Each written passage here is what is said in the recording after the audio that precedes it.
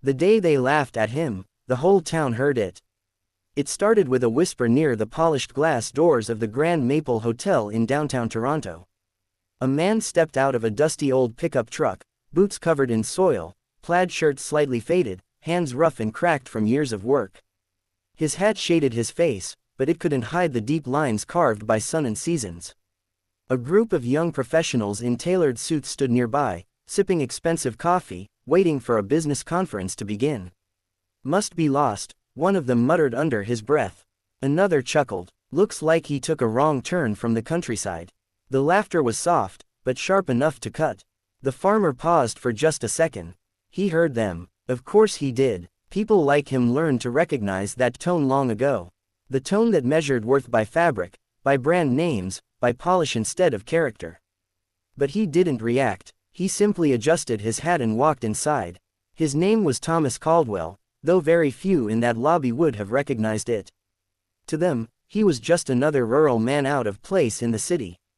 To thousands of families across Canada, however, his name meant something entirely different.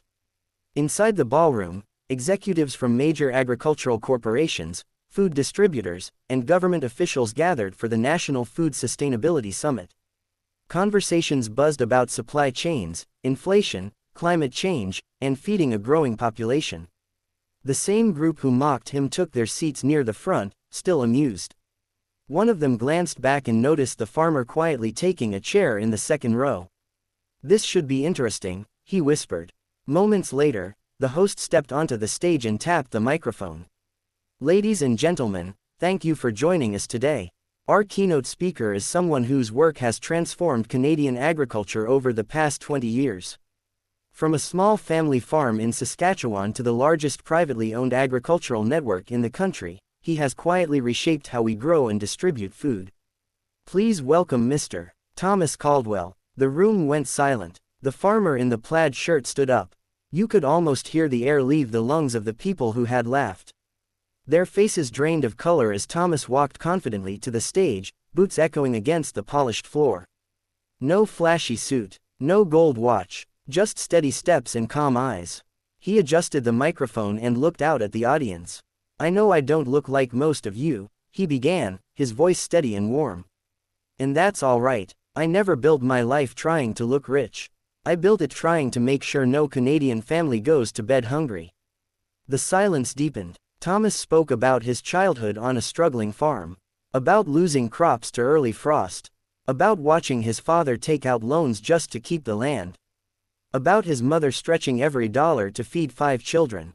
He talked about the shame he felt as a boy when city relatives looked down on their worn clothes and secondhand trucks.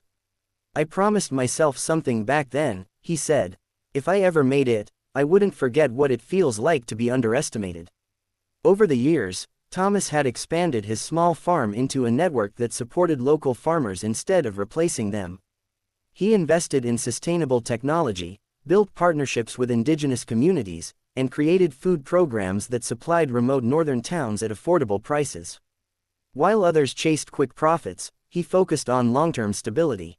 He never moved into a mansion in Vancouver. He never bought a penthouse in Toronto. He kept living on the same land his parents once struggled to save. And he wore the same kind of clothes he always had, because for him, they weren't symbols of poverty. They were symbols of pride. Halfway through his speech, he paused. "Earlier today, a few people had a good laugh at my outfit," he said gently, without anger. "I don't blame them. We live in a world that teaches us to judge before we understand.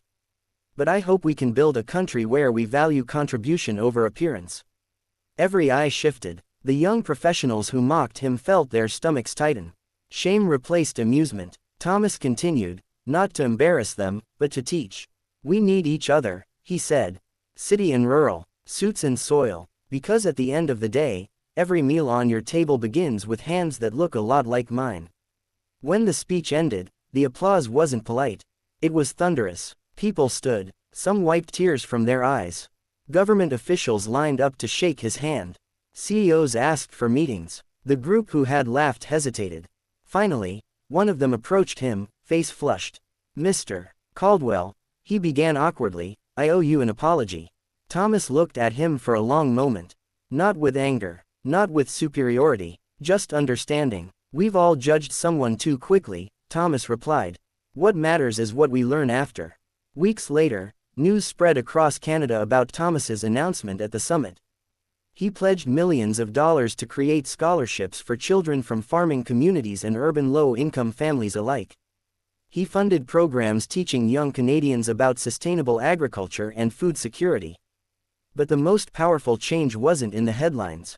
It was in small moments.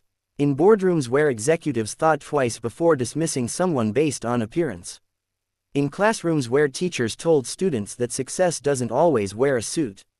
In families who felt proud of their rural roots instead of embarrassed by them. And in that group of young professionals, something shifted too. One of them later volunteered for a rural outreach program funded by Thomas's foundation. Another invested in sustainable farming startups instead of flashy tech trends. They had learned that wealth isn't always loud. Sometimes it wears muddy boots. Sometimes it drives an old pickup.